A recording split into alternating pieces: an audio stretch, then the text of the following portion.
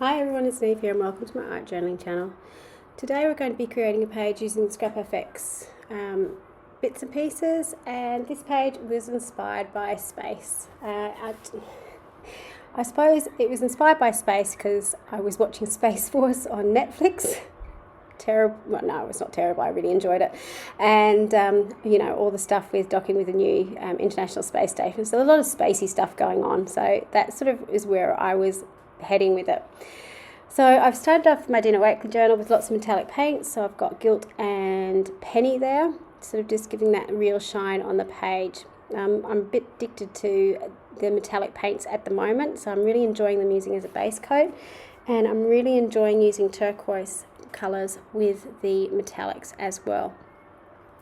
So I went through a whole heap of my ScrapFX masks and stencils, and I was looking for sciencey, mathematical, geometric type shapes and images to work with. I knew I wanted that sort of theme to this page, so I'm just using my mask here and pouncing over the whole thing.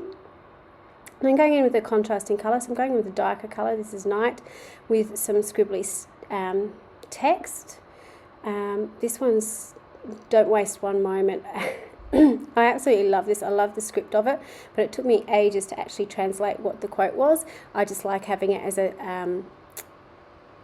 design feature in the back of my pages.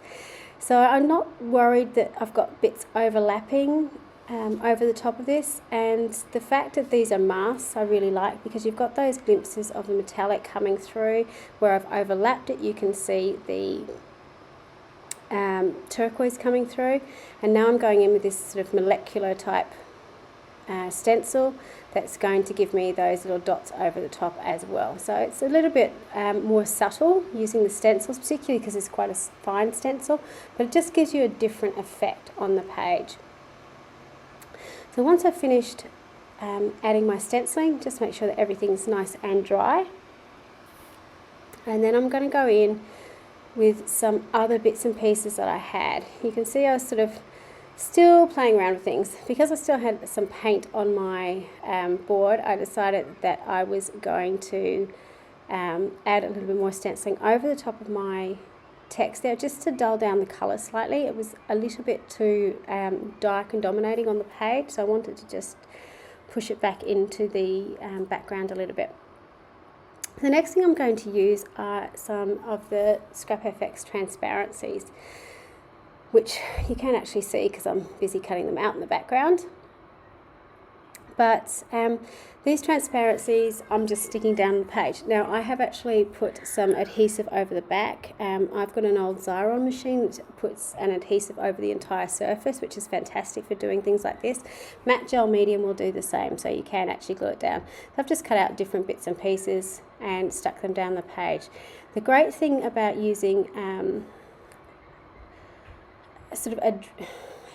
is a kind of dry adhesive like that is you don't get the glue marks on it. If you use something like matte gel medium over the entire background, it sort of gets rid of those glue marks if you just use like a PVA glue underneath it. So if you want it to blend in a little bit more than it usually would, a matte gel medium or something like the Xyron machine, which is like a sticker maker, will be the best way to apply the transparencies.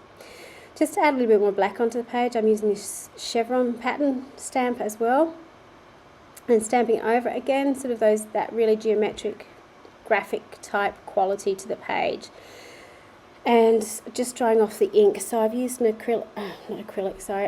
archival ink to stamp that on to make sure I've got a really nice crisp image.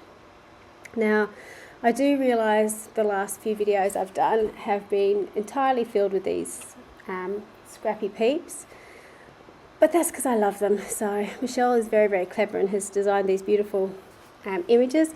I just like them because, again, as I said, I sort of had this spacey, sciencey type theme in them, and they just look like sort of mad scientists, overworked, trying too hard to work out all the maths in their head, and I'm using those to apply to the page.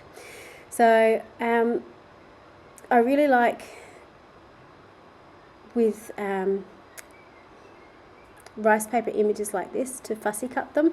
I don't like having a halo around my images, so I find if I fussy cut them, I just much prefer the look of them. So I'm putting some matte gel medium both underneath and on top of my page just to seal it, or on top of my rice paper to seal it, to make sure it's going to be adhered evenly to the page, and then I'm going to heat it up. The rice paper is slightly thicker than some tissue paper, so you can still see that it's got some opacity as it comes through, but you can still see what's going on in the background. The final little bit that I'm doing is something, again, I learned from the amazing Michelle Logan, who designed these beautiful images. She likes to put some extra pen work over the top. Now, the great thing about these images, because she's designed them, you can actually sort of see where her pen work is already. So you can just go back in and sort of trace over the top to whatever colour you want to make it stand out and be what you want it to be. So I'm using also some red pencil just to add a little bit of colour, and some blue just to tie it into the background. So the red sort of adds a little bit of a contrast to those analogous colours in the background, the different shades of blue, and just gives a little bit of a focal image. I'm also going in around the little geometric shapes on the borders to add some detail, and in the hair as well. So just play around with your images until you're happy with them.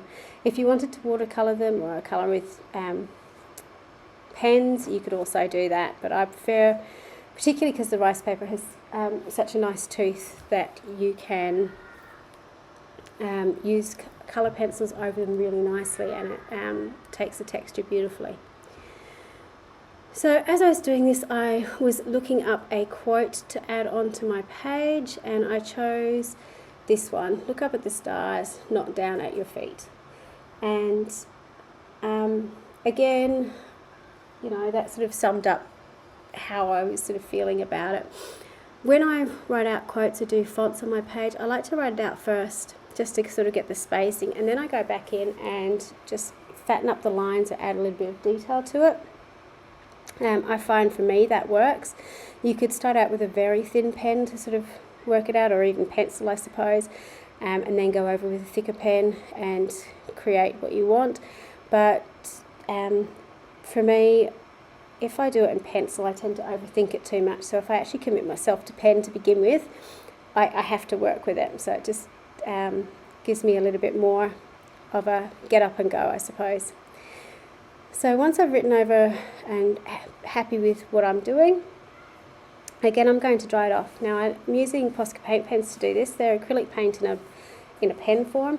I really enjoy using them because they go over everything. So the fact that I've got overhead transparency on this page, I've got rice paper on this page, I've got paint on this page, and the pen goes over the top of it. If I tried to use a marker, for example, it may not have worked the same, or if I tried to use a colour pencil, it wouldn't have worked the same. So make sure you know what's going to work with the media that you're using on your page. To help me define my letters a little bit, I'm going back and just putting a drop shadow on each of them using my fine black pen. And I always do that on the bottom left hand side of each of my letters. That just helps me be consistent when I'm doing my writing on the page, so that everything's in the one place at the one time. Finally, just to finish it off, I decided I actually needed some stars, since I was talking about stars, even though I knew in my head it was sort of that spacey theme, because that's what was on my mind when I was making this page. I thought I needed to make it a little bit more obvious. So that's the final page. So I encourage you to have a look at your stash of what you've got and use some of your older stuff. You don't always have to use brand new. I know it's fun to use all the brand new stuff, but combining with some of the older stuff you've got in your stash is actually a really fun thing to do as well. Thank you so much for watching. Please hit the subscribe button so you can see lots more videos from ScrapFX. Until next time, bye for now.